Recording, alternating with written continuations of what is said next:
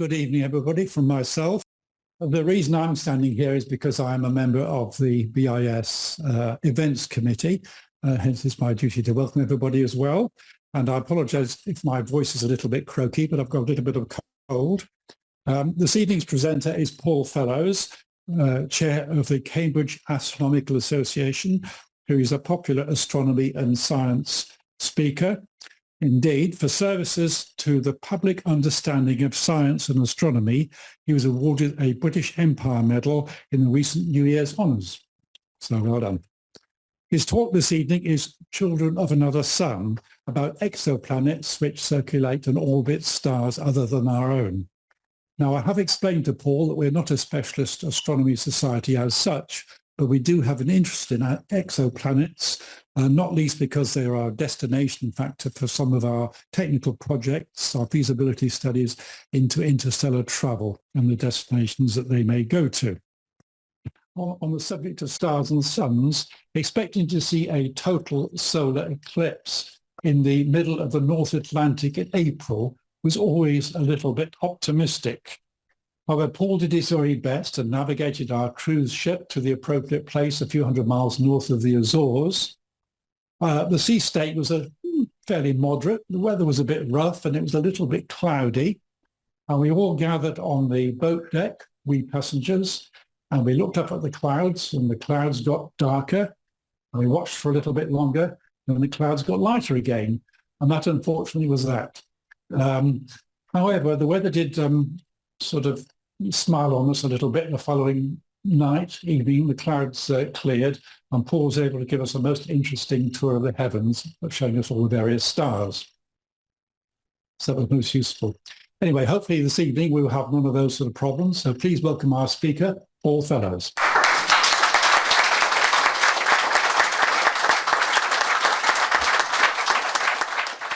Thank you very much, Robin. So my name's Paul Fellows. I'm the chair of the Cambridge Astronomical Association, which is the local astronomy club based in Cambridge. We put on the public observing evenings in conjunction with the University of Cambridge, and we get sort of 250 people turn up every week from October through to the end of March if it's a clear night, and about half that number if it's raining or pouring down snow, or they turn up anyway, because there's always a lecture and then either outside observing, which I lead, or I do a planetarium show for them instead. This is a photograph of said event. That's myself standing in the middle with a bobble hat on. It's awfully cold hobby doing astronomy, with the Northumberland Dome in the background there, which contains the old telescope built in 1838, and a queue of people lining up to have their minute at the eyeball of the eyepiece of the telescope. But while they're doing it, out of shot to the far side there is some 8-foot by 6-foot screens, and the telescopes that you can see on the pier, there are 5 of them in total, are projecting images of the night sky. And it's very realistic. We've got the plough, which I hope you all recognise up in the sky there, showing that that's the north direction, and everybody having a really good time. So that's where I wanted to start. But this talk really is about things much further afield, Children of Another Sun. And this is a play on words, really. It's about the possibility of both planets that orbit other stars, the stars' children, and the possibility that those planets might actually be inhabited.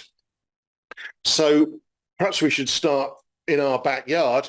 And these are all images that I've taken from my backyard with the telescope that I have in my home observatory of our planets of our solar system, not including the Earth, of course.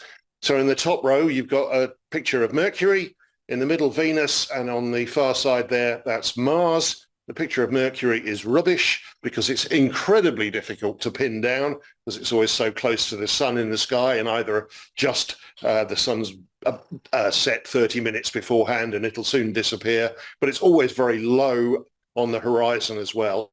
And then on the bottom row, perhaps easier to photograph because they're larger, we've got Jupiter, Saturn, Uranus and Neptune there, getting progressively tinier to being green and a blue dot because they are so far away that the telescope, even though it's a 14-inch Schmidt-Cassegrain with a really nice camera, that's about as good as you can get looking at these planets that are 1 billion miles or more away from the sun.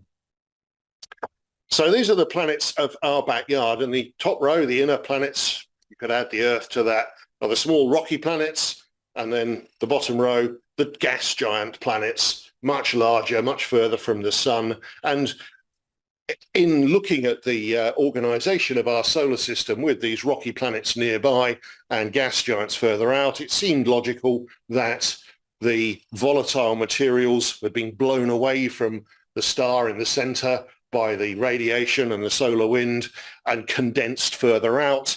And there are a lot of those volatile materials, which is why those gas giants are so big, whereas the rocky remnants without the volatiles are the inner planets. And this was sort of based on a sample of one solar system, seemed like a very good idea. But can we go beyond this? Could we discover planets around other stars? And in fact, when I started with astronomy 50 years ago now, we had no idea. We had lots of theories, lots of guesses really about the possibility that other star systems might contain planets. Some people were talking about the fact that in our galaxy alone we had 400 billion stars and therefore you'd have a tremendous number of planets. And others were saying, no, the solar system is a freak event, completely unique, and the sun is very, very unusual in having planets. But there was no evidence either way, really. So I think it would be very strange if our star was so unusual as to be the only one with a family of planets.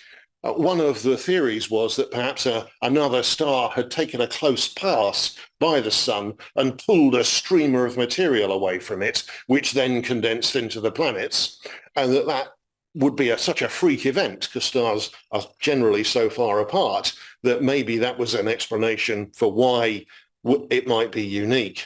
But one of the things I like about astronomy is that we are in a golden age of discovery. In the late 20th century, perhaps that was still a possibility, but just in the last 20 years, and very rapidly indeed, we have found that there are in fact at least thousands of others. And I've changed this to say thousands because that number changes every time I give this talk. It used to say 5,000. I think it's up to 9,000 now, depending on whether you count planetary candidates or confirmed discoveries. It's a little difficult to say, but it keeps on going up.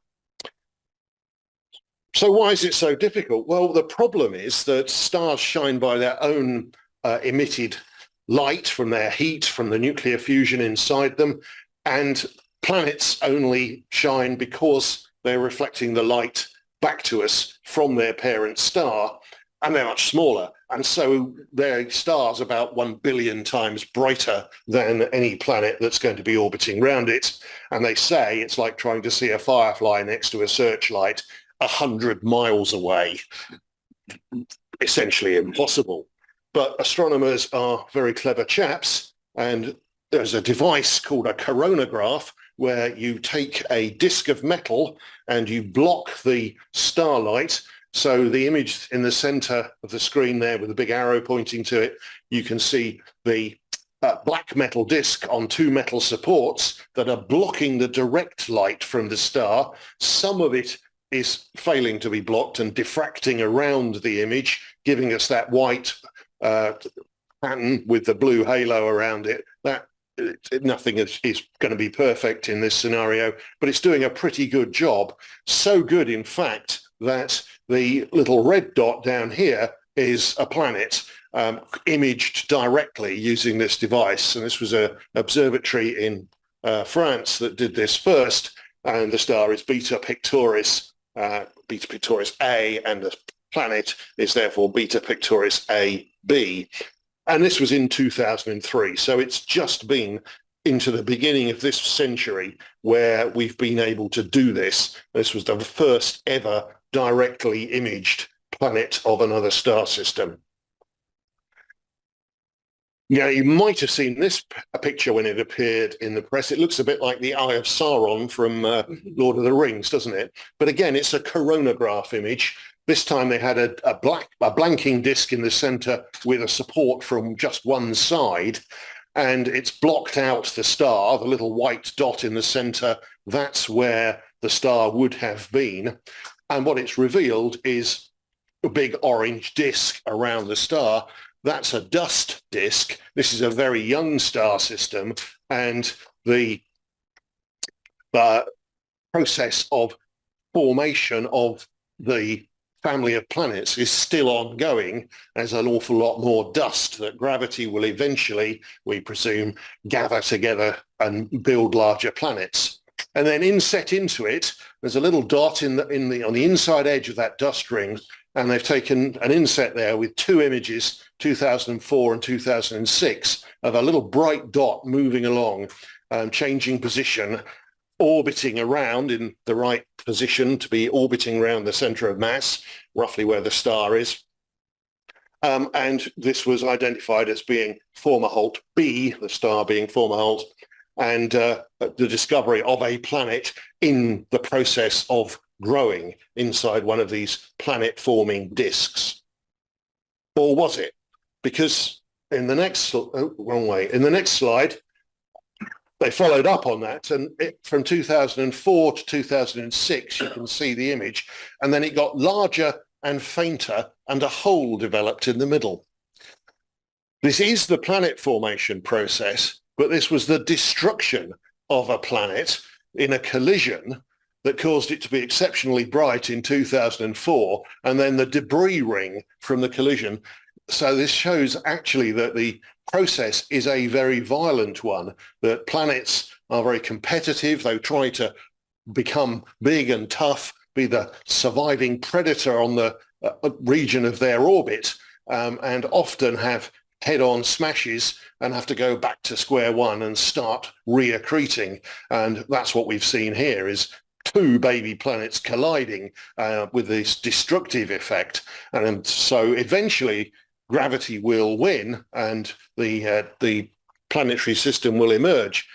We probably had 200 baby planets in the inner part of our solar system fighting it out for dominance, and we live on the surviving predator in our part of the solar system that ate all of its near neighbours in the end. And we think that actually one of these collisions is where we got our moon from. Here's another image. Actually, this is the first one that had more than one planet in it. The star has got some crazy catalogue number that you can read there on the screen. The mess in the middle of the picture is the light that you couldn't block out with the coronagraph. The red and purple in the centre there and a few bits of green have got through into the image. But the three red dots labelled B, C and D are the three planets in this one star system. So it was showing for the first time that stars actually had solar systems around them rather than just individual planets. And so this was 2008, the discovery image of that. And you'll notice that they get lowercase letters B, C and D. Now, I don't know why they don't start with lowercase a. That must have offended somebody and been struck off. But they start with B for the first one that's discovered, and then C, D, E in order of discovery. Because if we did them in order of distance from the star, we'd inevitably discover new ones, and it would all get completely messed up because everyone would be relabeling everything all the time. So this is the order of discovery. So if you see C, then it's the second one to be discovered in that star system. So this is direct imaging, and it's been possible from the early part of this century. But if you go back into the 1900s, then because we had this problem of not being able to directly image planets, the idea was you would try to find them indirectly. If you have a planet orbiting around a star, then the planet goes in a big orbit around the star controlled by the larger mass of the star, but actually the two orbit the common center of mass. So the star moves around a tiny little orbit, and it's rather like a seesaw with a fulcrum in the middle. The point of balance between the two you can easily work out based on the ratio of the masses. So for a planet like Jupiter, which is 1% of the mass of the sun, one thousandth of the mass of the sun, the point of balance is 1,000th of the way from the sun to Jupiter, which is actually outside of the disk of the sun, if you do the maths.